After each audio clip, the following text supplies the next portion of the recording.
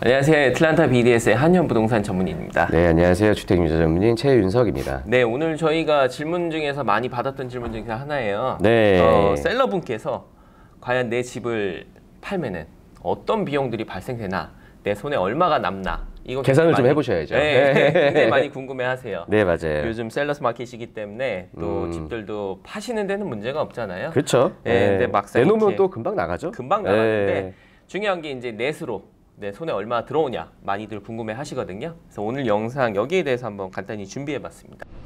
예, 우선 저희가 클로징 스테이먼이라고 하잖아요. CD 보면은 이제 내역서라 그러죠, 일종의. 그렇죠. 클로징 디스클로저. 네, 클로징 디스클로저. 여기 이제 클로징 전에 이 내역서를 보시면은 셀러분께서 어떤 항목에 대한 어떤 비용에 대한 이제 지불을 하셔야 되는지 다 나와요. 네. 예, 가장 크게는 이제 HOA에 소속된 주택 같은 경우는 HOA fee balance라든지 그다음 또 HOA에 클로징하기 위해서 HOA 요청하는 서류가 하나 있잖아요. HOA 비용도 팔 때도 뭐 어떤 비용을 내는 곳도 있나요? 따로는 없는데 보통 HOA에서 클로징 레터라고 클로징 레터?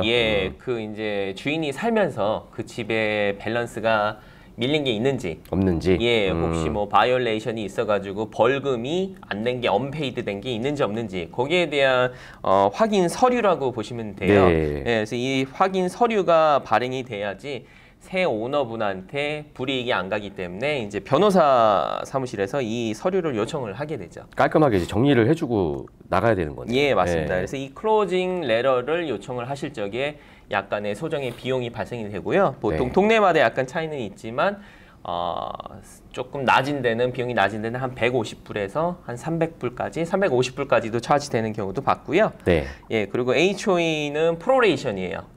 그래서 이제 보통 싱글 하우스 같은 경우는 애뉴얼리 1년에 한 번씩 HOA를 내는 경우도 있고요.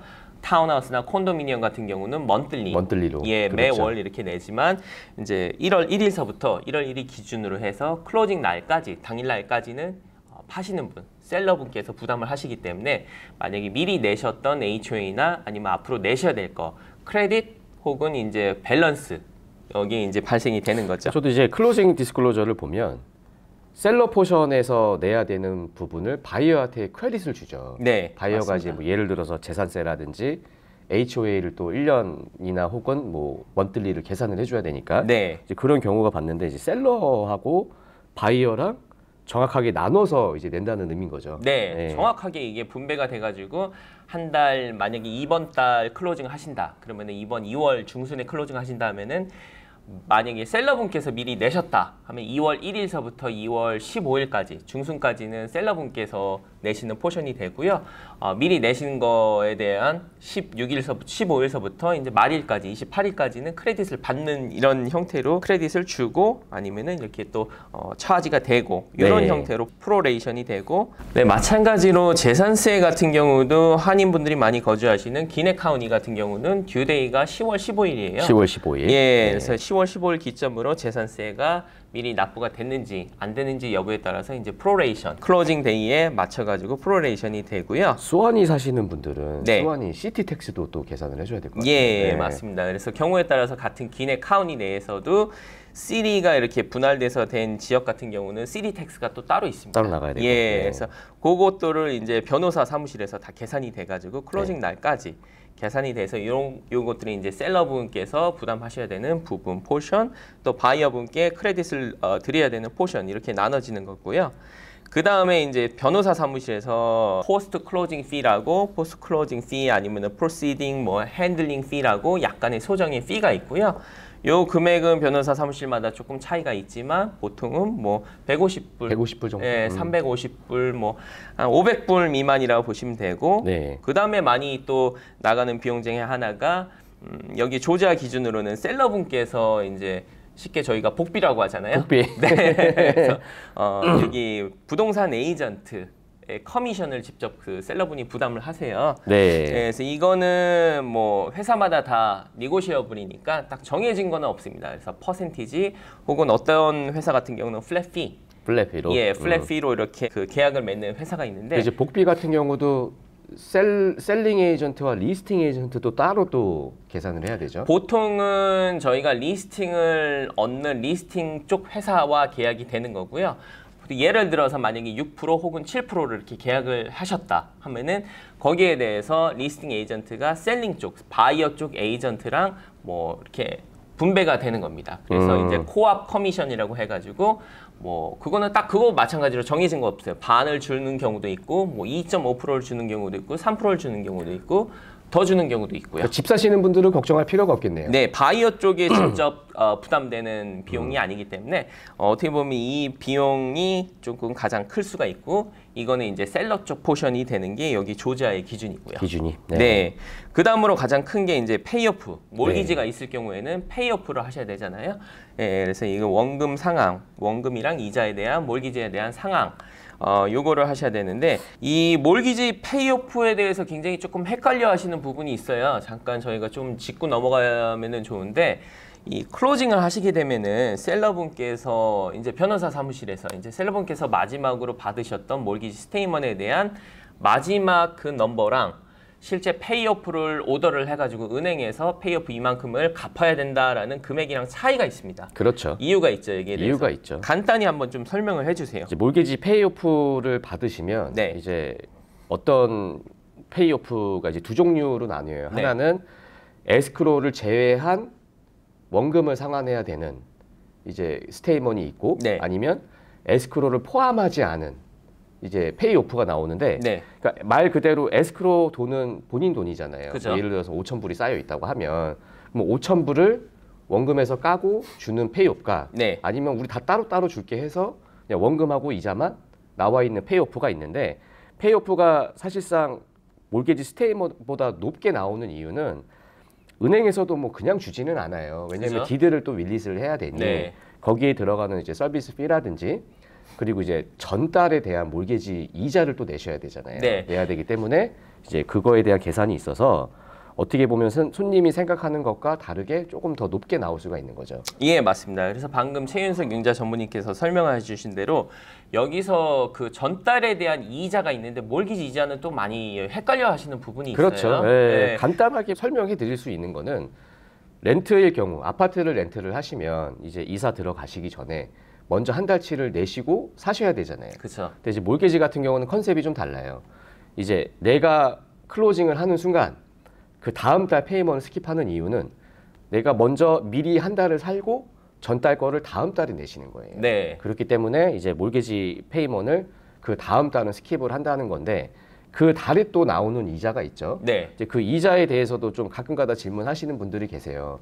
그 프로레이트 때, 그러니까 선이자를 미리 떼야 돼요. 네. 예를 들어서 2월 1일에 클로징을 했다라고 하면 2월 1일부터 뭐 30일까지 29일에 대한 이자가 붙을 거 아니에요. 네. 그 29일에 대한 이자는 먼저 내시고 네. 그다음에 3월 달 지나가시고 3월 달 페이먼을 4월 1일부터 4월 15일까지 납부를 하시는 거죠. 네. 이제 그런 컨셉으로 하기 때문에 한 달이 스킵한다라고 생각을 하시면 쉬우실 것 같아요. 이게 이자랑 그 렌트비에 대해서 컨셉을 지금 예를 들어주셨는데 조금 헷갈리는 부분이 있어요, 사실. 그쵸. 예, 그래서 몰기지 같은 경우는 만약에 클로징을 2월 달 기준으로 2월 중순에 클로징 하셨다면은 첫 번째 페이먼트 듀데이는 3월 1일이 아니라 한 달을 스킵하고 4월 1일이 되는 건데. 그렇죠.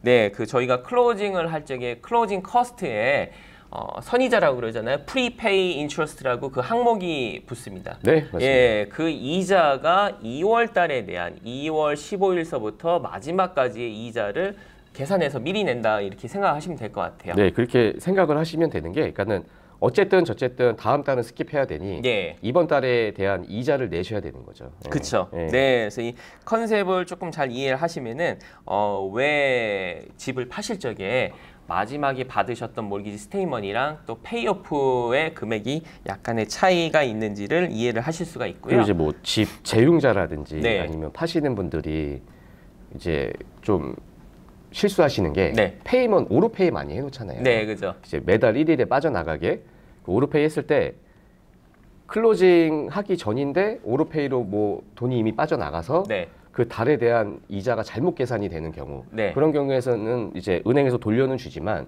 오르페이 같은 경우는 좀 취소를 당분간 해놨다가 네, 이제 그 페이오프를 받으셔야 되는 게 되게 중요한 것 같아요. 네, 그래서 클로징 전에 미리 페이를 하셨다고 해도 걱정 안 하시는 게 클로징 후에도 법적으로 이거 리펀드를 하게끔 돼 있잖아요, 은행에서. 그래서 리펀드 책을 받으신다 이렇게 생각하시면 되고요. 여기서 또 많이들 궁금해 하시는 부분이 있어요. 세금에 관한 부분인데 한국말로 양도소득세라 그러잖아요. 네. 캐피털 게인 텍스. 요즘 네. 같은 경우는 집을 매매를 하시게 되면은 많이들 손해를 안 보시고 많이들 남으시잖아요. 네. 그래서 프로핏이 많이 남으시는데 여기에 대한 세금에 대해서 이제 많이 궁금해하시는데 저희가 세법에 대해서 디테일하게 들어갈 수는 없고 전문가가 아니니까 제너럴하게 인포메이션을 드리자면은 캐피털 게인 텍스 같은 경우는 부부 합산 up to 50만까지 면제를 받으실 수가 있습니다. 그래서 이 말은 그 기준으로 저희가 클로징 했을 때의 세일즈 프라이스의 기준으로 마지막 5년 중 2년 이상을 메인 홈으로 거주를 하셨을 경우에만 해당이 되고요. 한 사람당 25만 불씩 부부 합산 50만까지 차액이 남더라도 거기에 대해서 면제를 받을 수 있다는 게 이제 캐피털 게인. 50만 이상이 돼야 이제 세금을 부과할 수가 있는 네. 거죠. 네. 그래서 여기서 이제 생각을 하셔야 되는 게 텀으로는 이제 원가 마이너스 이제 판매가라고 하는데 그 원가는 제가 쉽게 말하면은 제가 처음에 그 집을 샀던 가격에다가 이제 팔았던 가격 거기에 대한 이제 차액이 발생했을 때 이제 캐피털 게인 텍스 한국말로 이제 양도소득세라고 하는데 여기에 대한 이제 세금 면제를 방금 말씀드린 게 25만 부부 합산 up to 50만까지 이제 면제가 가능하고요. 네. 예, 그래서 여기서 많이들 또 궁금해하시는 게 있어요. 회계사분께서 이제 원금을 이렇게 계산하실 적에 원가가 그러면은 기준이 제가 살면서 이 집을 뭐 리모델링을 한다든지 아니면은 크게 뭐 임프루먼을 할 수가 있잖아요. 뭐 수리가 들어갔다든지 아니면 이게 파는 과정에서 부동산 뭐 아까 말씀하셨던 복비. 네, 그것도, 부동산 예. 커미션을 페이를 하시는 이런 비용을 다 절감을 하실 수가 있어요. 절감이 아니라 이게 다 차액을 차감을 하실 수가 그러니까 이제 있기 때문에 캐피털가는 번 돈에 이제 그거를 또 뺀다는 거죠. 그죠. 빼고 나서 이제 최종적으로 계산을 한다는 거. 그죠. 네. 영수증 잘 가지고 있어야 될 것 잘 같아요. 갖고 계셔야 돼요. 이거를 이제 회계사분께서 네. 아마 요청을 하실 거예요. 그래서 네. 페이드 영수증이랑 아니면 인보이스 이거를 인보이스. 같이 서류를 같이 제출을 하셔야 되는 게 이제 그 하나의 방법이고요. 네. 예, 그래서 오늘 이렇게 파시는 때 주택을 파시는 셀러분께서 많이 궁금해하셨던 부분들이에요. 이게 그래서 집을 파실 적에 어떤 비용들이 드나요? 이렇게 많이 질문을 받아가지고 한번 영상으로 간단하게 설명을 드려봤습니다. 네, 감사합니다. 네, 그래서 이 외에 또 궁금하시거나 셀러분 혹은 바이어분 또 다른 부동산 관련해가지고 궁금하시거나 융자 관련해가지고 궁금하신 분들도 저희 댓글이나 이메일을 남겨주시면은 또 저희가 준비해보도록 하겠습니다. 네. 지금까지 애틀란타 BDS의 한현 부동산 전문인이었습니다. 주택융자 전문인 최윤석이었습니다. 감사합니다.